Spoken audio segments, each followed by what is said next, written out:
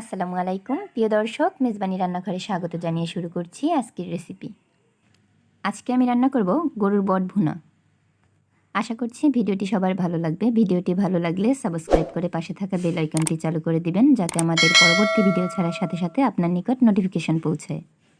চলুন এবার মূল রেসিপিতে ফিরে যাওয়া যাক। বাজার থেকে বট বা ভুঁড়ি যেই নামেই চিনেন না কেন ওইটা নিয়ে এসেছি। এসে কেটে ধুয়ে পরিষ্কার করে নিয়েছি। এবার রান্না করার জন্য চুলাতে একটি পাত্র বসিয়ে দিয়েছি। এবার এর মধ্যে দিয়ে দিব 3 টেবিল চামচ তেল।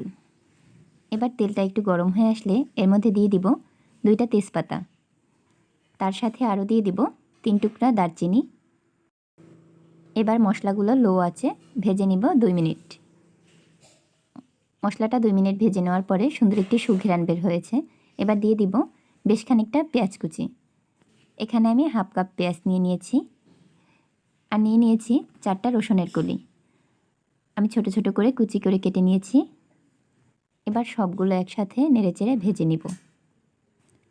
এই পর্যায়ে চুলার আঁচ আমি মিডিয়াম আঁচে রেখেছি। নেড়েচেড়ে একটু ভেজে নেওয়ার পরে এবার এর মধ্যে দিয়ে দিব 1.5 চা চামচ আদা বাটা। এবার আদাটাও ভেজে নিব। সব মশলাগুলো একসাথে প্রায় 3 থেকে 4 মিনিট ভেজে নিব। এই পর্যায়ে চুলার আঁচ লো হিটে আছে। 4 মিনিট মশলাগুলো ভেজে নেওয়ার পরে এবার এর মধ্যে অ্যাড করব হলুদ গুঁড়া। এখানে আমি 1.5 চা চামচ হলুদ গুঁড়া দিয়ে দিয়েছি। এবার এর মধ্যে আরও অ্যাড করব 1 চা চামচ মরিচ গুঁড়া। এবার এর মধ্যে দিয়ে দিব পরিমাণ মতো লবণ। এবার সব মশলাগুলো নেড়েচেড়ে মিশিয়ে নিচ্ছি। মেশানো হয়ে গেলে এর মধ্যে দিয়ে দিব সামান্য পরিমাণে পানি। পানিটা দিয়ে খুব ভালোভাবে কষিয়ে নিতে হবে। যখন খুব ভালোভাবে কষানো হয়ে যাবে, মশলা থেকে তেল উঠে আসবে, তখন এর মধ্যে দিয়ে দিব গরুর বট বা ভুঁড়ি যেইটাই বলেন না কেন। এবার এটা দিয়ে দিচ্ছি। এটা কিন্তু আমি খুব ভালোভাবে পরিষ্কার করে ছোট ছোট করে কেটে নিয়েছি। এবার সবগুলো আলতো হাতে খুব ভালোভাবে মশলার সাথে মিশিয়ে নিচ্ছি। সবগুলো মেশানো হয়ে গেলে ঢাকনা দিয়ে জাল করে নিব। এখানে আমি প্রায় ঢাকনা দিয়ে 5 মিনিট জাল করে নিয়েছি। এবার আবার একটু ঢাকনা তুলে নেড়ে চেড়ে দিব। তারপর আবারও ঢাকনা দিয়ে জাল করে নিব। একটু লক্ষ্য করলে দেখতে পারবেন আমি কিন্তু কিছুক্ষণ পরপর ঢাকনা তুলে আবার একটু নেড়েচেড়ে দিচ্ছি, আবার ঢাকনা দিয়ে দিচ্ছি। যেহেতু আমি বটটা ধুয়ে সাথে সাথে দিয়েছি, যার কারণে কিন্তু অনেকটা পানি ছেড়েছে। আমি মোটেও পানি দেইনি। আর এই রান্নাটা কিন্তু আমি ঢাকনা দিয়ে একেবারে লো আঁচে রান্নাটা করে নিয়েছি। রান্নাটা করতে আমার 40 মিনিট সময় লেগেছে। এই পর্যায়ে এর মধ্যে অ্যাড করব 4টা এলাচ। এলাচের মুখটা আমি ফাটিয়ে দিয়েছি। এবার আবার একটু নেড়েচেড়ে দিচ্ছি। এবার মিডিয়াম আঁচে জাল করে নেব 20 মিনিট। দেখতেই পাচ্ছেন 20 মিনিট পরে আমার কিন্তু রান্নার কালারটা কিন্তু অনেকটাই চেঞ্জ হয়ে গেছে। এবার এর মধ্যে কিন্তু আমি শুকনো উপকরণ মেশাবো।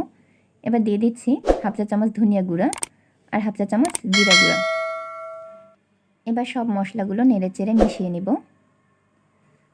আমার কিন্তু সব মশলাগুলো দেওয়া শেষ। এবার শুধু জাল করে ঝোলটা শুকিয়ে নিব। যাতে পোড়া না লাগে তার জন্য কিন্তু কিছুক্ষণ পর পর নেড়েচেড়ে দিতে হবে।